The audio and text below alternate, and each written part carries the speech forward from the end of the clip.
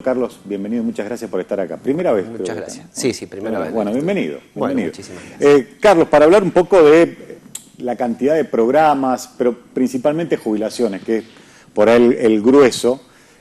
Primero, aumento, han venido con progresivos aumentos. ¿Cómo vamos en relación a lo que llevamos en el mes, en el año, en realidad? Bueno, sí, recordemos que nosotros, lo establece la Constitución, una movilidad, que las jubilaciones tienen que ser móviles, ¿no? Fue parte de una lucha de muchísimos años que no había ese aumento. Recordamos a Norma Pla, digamos, como ícono de ese reclamo. En el gobierno de Néstor Kirchner empiezan los aumentos por decreto, después tuvimos una ley de movilidad en el gobierno de Cristina Fernández de Kirchner y una modificación en el año 2017. El año pasado tuvimos aumentos por decreto porque se suspendió esa movilidad. En conclusión, hoy estamos con una ley que se sancionó en diciembre del año pasado y ya hemos tenido 3 aumentos, son trimestrales, recordemos, ¿no? En marzo fue el 8,07%, en junio el 12,12% y en septiembre tenemos el próximo aumento del 12,39%. Recordemos que esto es en base a un cálculo, un algoritmo, no es discrecional, así que bueno, pero sí ya tenemos el tercer aumento, esperamos al último del año que va a ser en el mes de diciembre. Y bueno, cumpliendo un poco con la promesa también de durante esa discusión, que esta ley, que esta movilidad iba a ser superior a la movilidad anterior, a la que se aprobó en diciembre del 2017, así que bueno, ya tenemos el aumento programado para septiembre, que va a llevar la jubilación mínima a 25.922 pesos, casi 26.000 pesos, y también las asignaciones familiares y universales que ya superan los 5.000 pesos. Así que esto también recordamos que es de manera automática, no hay que hacer ningún trámite. Cada vez que hay un aumento, esto lo aclaramos porque comienzan las estafas. Eso es un problema, un dolor de cabeza. Digo, recién hablábamos también en esta edición de la situación de las estafas con los teléfonos celulares, pero es un dolor de cabeza para la Argentina, las estafas para la ANSES también, evidentemente. Sí, sí, por supuesto. Cuando nosotros analizamos el impacto de la inversión de la seguridad social, ¿no? En la provincia de Mendoza llegan más de 15.000 millones de pesos todos los meses, volcado directamente, por supuesto, al bolsillo de los beneficiarios y beneficiarios, lo que cobra un jubilado, un beneficiario de la asignación, un fondo de desempleo, un progresar en su tarjeta de débito. Estamos hablando de una inversión muy fuerte. Lamentablemente aparece la especulación de estafadores que llaman para guiarlos a un cajero automático a hacer una transferencia o para pedir al usuario la clave del Combanking. Así que por eso nosotros siempre aclaramos esto, ¿no? El trámite del aumento, el bono de 5.000 pesos que se pagó en el mes de agosto, son siempre automáticos e insistimos, ¿no?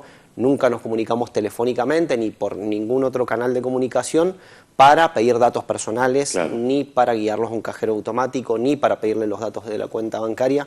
Así que insistimos en esto para evitar la estafa de nuestros beneficiarios. Esta cascada de dinero que cae a la provincia de Mendoza, 15.000 millones. 15.000 millones de pesos para tomar para tomar dimensión. Nosotros a principios de año hacíamos un análisis del presupuesto provincial y el presupuesto mensual provincial terminaba siendo de 13.000 millones de pesos. Y estamos hablando que solo la ANSES, no estamos hablando de todo el Estado Nacional, solo la ANSES invierte más de 15.000 millones de pesos durante todos los meses. En proporción para el departamento de San Rafael son más de 1.600 millones de pesos que llegan todos los meses, insisto, al bolsillo de los beneficiarios y las beneficiarias. Y acá entendemos también la importancia de la inversión en seguridad social, porque cada peso excedente que se invierte en seguridad social, como puede ser el bono de 5.000 pesos, es cada peso excedente que se vuelca al consumo. Así que acá la importancia también de las economías locales.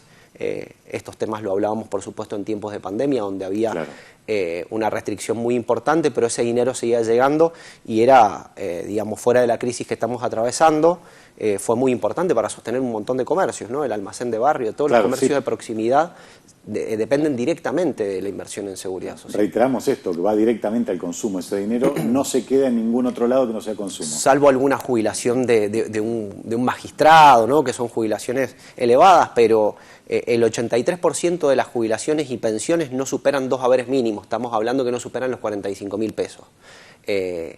Definitivamente no hay capacidad de ahorro en una jubilación mínima, por lo tanto es dinero que automáticamente va al consumo. Y esto permanentemente se va ampliando, a ver, con la última posibilidad, la última lanzada que eran las jubilaciones, o digamos, otorgarles años a aquellas personas que les faltaban años de aporte. a esa persona que había hecho o había cuidado de un hijo, 2 o 3 o lo que fuere, ¿no? Eso todavía sigue vigente y ha generado muchísimas ganas de empezar el trámite. A los sanrafaelinos acá en las oficinas de ANSES verdaderamente es importante eso. Sí, esta mañana lo hablábamos justamente con la jefa de la UDAI, Cristina Dadalt. Bueno, la implicancia, por supuesto que esto es a lo largo y a lo ancho del país. Estamos hablando de una medida histórica, el reconocimiento de las tareas de cuidado que han tenido esas madres. El feminismo viene discutiéndolo hace muchísimo tiempo, que eso es un trabajo no remunerado. Por lo tanto, para nosotros y nosotras es un orgullo desde el ANSES tomar la primera medida desde el Estado, reconociendo y generando realmente una reparación en esa brecha de género que existe, ¿no? En las tareas de cuidado, el tiempo que le dedican. Hoy en día esa brecha es importante entre el tiempo que dedican varones y mujeres a las tareas de cuidado, pero a las mujeres, a esas madres que estamos jubilando hoy, la brecha hace 30 años era mucho mayor. Esperemos que a futuro esa brecha no exista de esa manera, pero para nosotros y nosotras es importantísimo porque también tenemos la concepción, lo establece igual la Constitución, los tratados internacionales, pero la jubilación es un derecho y es un derecho humano. Por lo tanto, esto hay que reconocerlo, y también la incorporación de nuevos jubilados y jubiladas, como ya ha sucedido durante, vuelvo a repetir, los gobiernos de Néstor y Cristina, cuando se estatizaron los fondos de los jubilados, que pasamos de tener 2 millones de jubilados a tener 6 millones de jubilados y jubiladas en Argentina.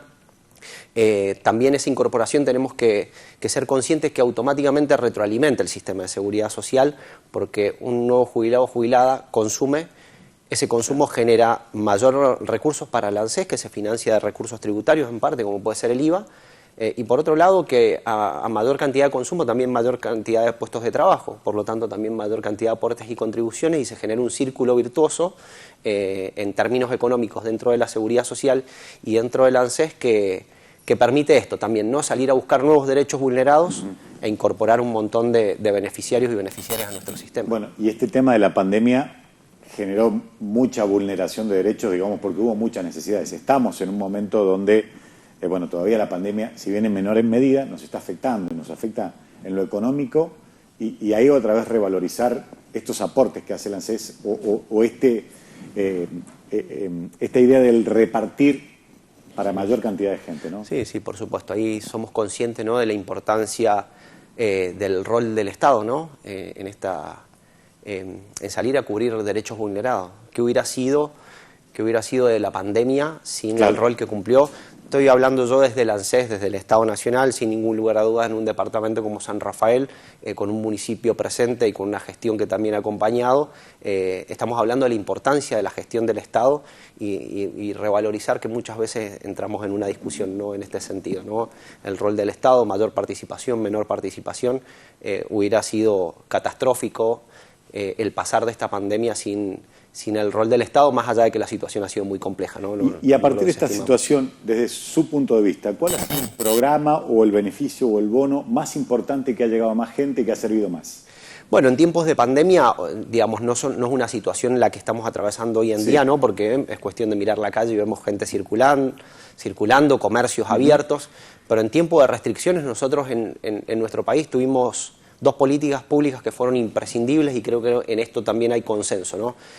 El ATP, por un lado, que permitió sostener un montón de empresas y de puestos de trabajo, que fue un programa que tuvo su paralelismo en el resto del mundo, y estamos hablando hasta en Europa hubieron programas del Estado para acompañar y evitar el quiebre de las empresas, pero en nuestro país y en nuestra región, con la informalidad laboral que hay, fue imprescindible el ingreso familiar de emergencia, pero no solo, en doble sentido siempre, como desde el rol de la seguridad social, ¿no? En acompañar a un montón de familias que no podían salir a trabajar, monotributistas, trabajadores informales, sino también la inversión del Estado que automáticamente se vuelca al consumo. Digo, el ingreso familiar de emergencia sucedía lo mismo. Quien cobraba los 10.000 pesos salía y lo consumía, así que también para los comercios era importante, ¿no? El comerciante podía sostener un puesto de trabajo gracias al ATP, pero también gracias a la inversión del Estado podía vender un poco más, ¿no? Si no hubieran existido esos 10.000 pesos, estamos hablando que fueron inversiones en la provincia de Mendoza, con el ingreso familiar de emergencia, en sus 3 etapas llegaron más de 10.000 millones de pesos. Bien. Volcado al consumo, vuelvo a repetirlo, ¿no? Y esta, digamos, idea de seguir reconociendo jubilaciones, ¿se va a seguir ampliando? ¿Hacia dónde vamos? ¿Hacia qué política balancees? Evidentemente es clara la política, pero... Bueno, nosotros creemos que las personas en la etapa de júbilo, ¿no? Sí. En la etapa de la mal llamada pasividad, digamos, ¿no? Pero cuando ya dejan de tener su trabajo, corresponde una jubilación. Así que nosotros creemos que tenemos que seguir ampliando el nivel de cobertura previsional. En Argentina logramos tener datos los mejores de la región por lejos, ¿no? En el año 2015 teníamos el 98% de cobertura previsional. Esto significa la gente que tiene la edad jubilatoria y accede a un beneficio previsional.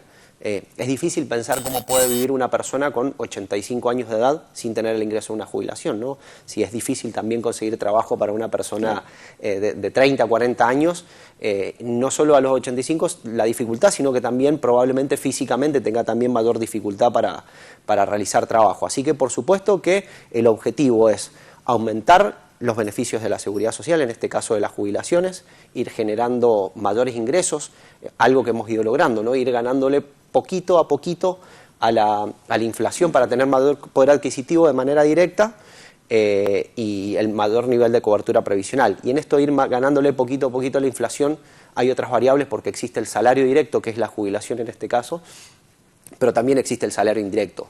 Cuando el presidente de la Nación, Alberto Fernández, toma la decisión de volver a incorporar los medicamentos gratuitos, este vademecum de 170 medicamentos gratuitos en el PAMI, hoy en día el promedio de ahorro para un jubilado o una jubilada por el vademecum de medicamentos gratuitos son 4.200 pesos, decía hace unos días la directora del PAMI, Luana Bonlovich.